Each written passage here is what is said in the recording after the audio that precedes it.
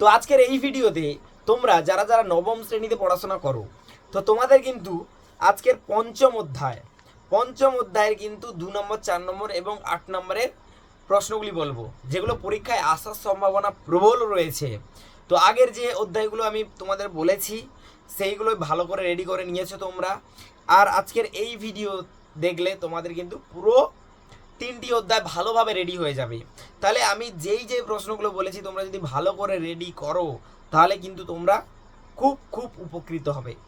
যাই হোক, তো তোমাদের সবার প্রথম আমি 2 নম্বর প্রশ্নগুলি দিয়ে শুরু করব, যেগুলো পরীক্ষায় আসার সম্ভাবনা প্রবল রয়েছে।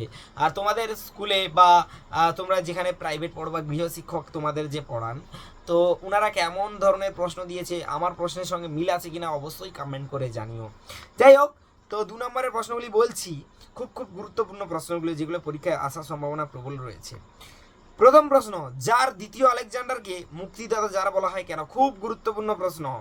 তারপরে প্রশ্ন, রাশিয়ার শ্বেত বিপ্লব সম্পর্কে আলোচনা করো। তারপরে প্রশ্ন, জাতিসংঘ কেন ব্যর্থ হয়েছিল? এটা কিন্তু 2 নম্বর এবং 4 নম্বরের জন্য ভীষণ গুরুত্বপূর্ণ প্রশ্ন। তারপরে প্রশ্ন, স্ট্যালিন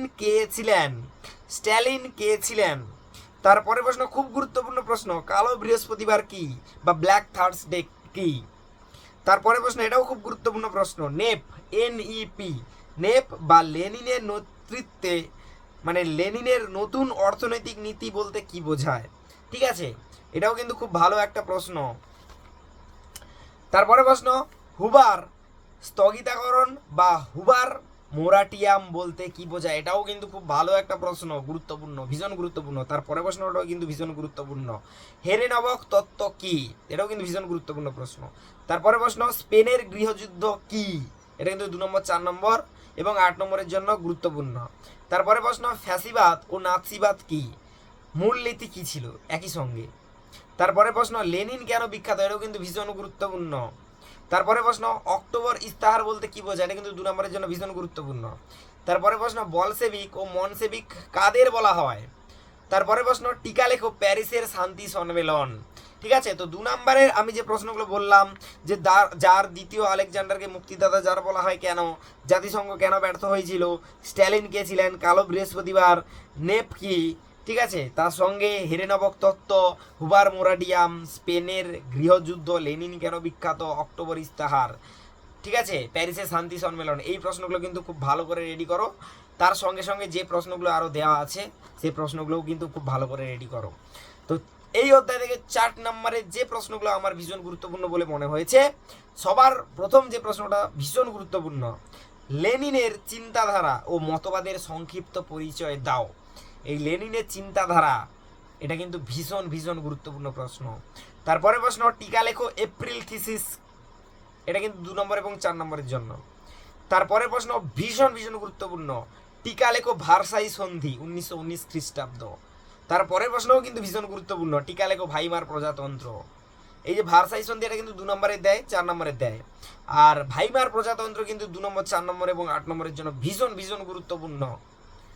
তারপরে প্রশ্ন যেটা, স্পেনের গৃহযুদ্ধ সম্বন্ধে কি জানা যায়? এটা কিন্তু 2 নম্বর, 4 নম্বরের জন্য। তারপরে প্রশ্ন, 1917 খ্রিস্টাব্দে রাশিয়ায় নভেম্বর বিপ্লবের কারণ কি ছিল? তারপরে প্রশ্ন ভীষণ ভীষণ গুরুত্বপূর্ণ, জাতিসংঘের ব্যর্থতার কারণগুলি লেখো, 4 নম্বরের জন্য, খুব গুরুত্বপূর্ণ। তারপরে প্রশ্ন, জার্মানিতে হিটলারের উত্থানের পটভূমি বা কারণ উল্লেখ করো। তারপরে প্রশ্ন, 1929 খ্রিস্টাব্দের মহামন্দার ফলাফল লেখো। এখান থেকে তোমরা যে প্রশ্নগুলো করবে, আমি যেগুলো গুরুত্বপূর্ণ বলেছি বা এখন বলবো সেগুলো, তার সঙ্গে সঙ্গে আগে যে প্রশ্নগুলো বলেছি সেগুলো দেখে যাবে। লেনিনের চিন্তাধারা ভালো করে রেডি করবে, ভার্সাই সন্ধি, ভাইমার প্রজাতন্ত্র, স্পেনের গৃহযুদ্ধ, জাতিসংঘের ব্যর্থতার কারণ, এই যে কটি প্রশ্ন, এগুলো খুব ভালো করে রেডি করবে, তার সঙ্গে সঙ্গে বাকি প্রশ্নগুলো দেখে যাবে।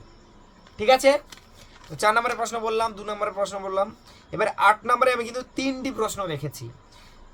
এই 8 নম্বরের 3টি প্রশ্নের মধ্যে প্রথম যে প্রশ্নটি বলবো সেটা কিন্তু খুব খুব ভালো করে তোমাদের রেডি করতে হবে। কি প্রশ্ন?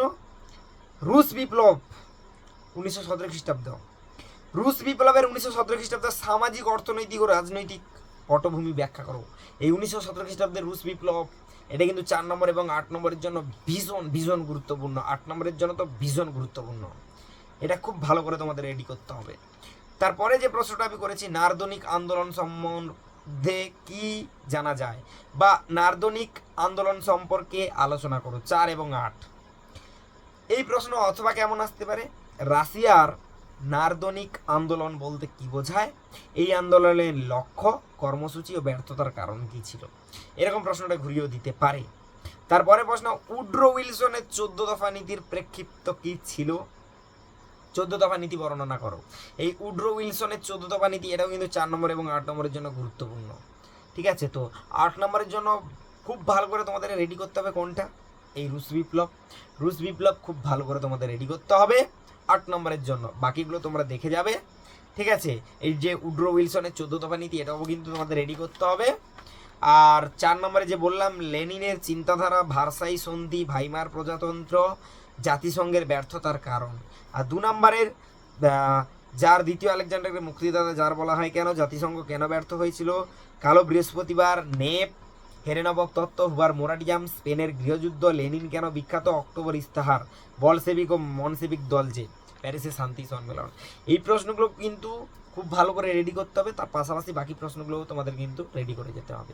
দেখো, সাজেশান কিন্তু তোমাদের হয়তো স্কুলে অনেক স্যারেরা দিতে চান না, বা তোমাদের গৃহ শিক্ষকেরাও দিতে চান না, কেননা এই যে সাজেশান দেওয়া, এই দেখো আমি যে প্রশ্নগুলো বলছি, আমি তো জানি না স্কুলে কোন কোন প্রশ্নগুলো দেবে, কিন্তু আমার মনে হয়েছে এই প্রশ্নগুলো কিন্তু ভীষণ ভীষণ গুরুত্বপূর্ণ, এবং এই প্রশ্নগুলো দিতে হবেই হবে, বা দেবে এই প্রশ্নগুলো। তাই এই হিসেবে আমি সাজেশান তোমাদের দিয়েছি, কারণ আমার কিছু এক্সপিরিয়েন্স রয়েছে, অভিজ্ঞতা রয়েছে, তো যে কারণে আমি তোমাদের বলছি যে এই প্রশ্নগুলো তোমরা যদি ভালো করে রেডি করে যাও, তাহলে কিন্তু তোমরা খুব খুব উপকৃত হবে। ঠিক আছে, তো সেকেন্ড পরীক্ষা যাক, তারপর তোমরা কমেন্ট সেকশানে কমেন্ট করে জানিও যে তোমাদের যে প্রশ্নগুলো বলতাম বা বলেছি, সেই প্রশ্নগুলো এসেছে কিনা। ঠিক আছে, তো দেখা হচ্ছে নতুন একটা ভিডিওতে। এবারে তোমাদের 3টি অধ্যায়ের প্রশ্ন দেওয়া কমপ্লিট, 2, 4, 8, এবং এই 3টি অধ্যায়ের 1 নম্বরের প্রশ্ন এবং উত্তর আলোচনা আমি করে দেবো। তাহলে তোমরা কিন্তু খুব ভালো করে রেডি করে নাও। আর একটা ভিডিওতে 8 নম্বরের কোন কোনগুলো একদম মাস্ট রেডি করতে হবে, 4 নম্বরে কোন কোনগুলো একদম মাস্ট রেডি করতে হবে, 2 নম্বরে কোন কোনগুলো একদম মাস্ট রেডি করতে হবে, সেগুলোও তোমাদের আমি বলে দেবো। ঠিক আছে।